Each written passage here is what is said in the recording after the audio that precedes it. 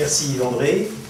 Donc voilà, je voudrais commencer par dire que, bien évidemment, ce débat, pour nous, a été, disons, stimulé par la publication du livre de Renaud Mels, il faut bien le dire, consacré donc à Alexis Léger. Et il faut dire que cette biographie, très riche, très grosse, nous a tous appris un certain nombre de choses.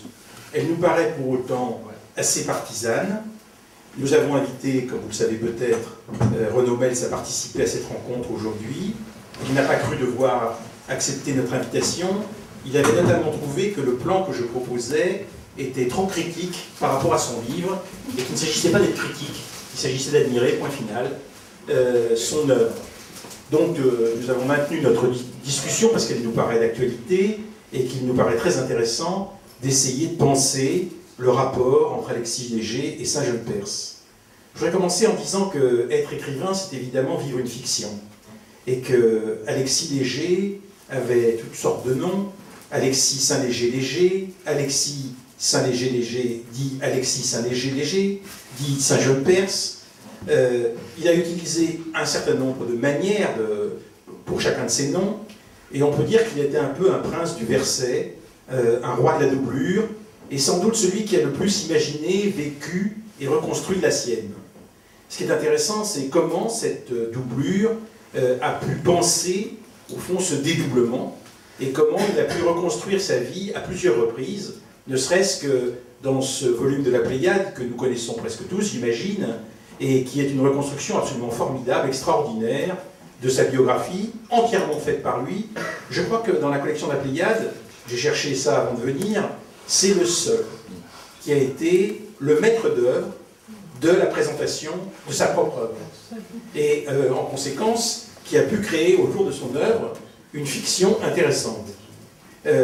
Alors, je voudrais dire ici qu'il l'a fait avec un sens orgueilleux de la manipulation, certainement.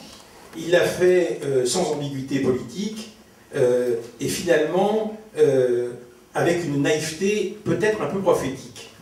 Vous savez que le début de l'Anabase, qui était écrit en Chine, qui a été publié en 1924, résume assez bien son programme et son enluminure, puisque, je cite, « Sur 3 grandes saisons, m'établissant avec honneur,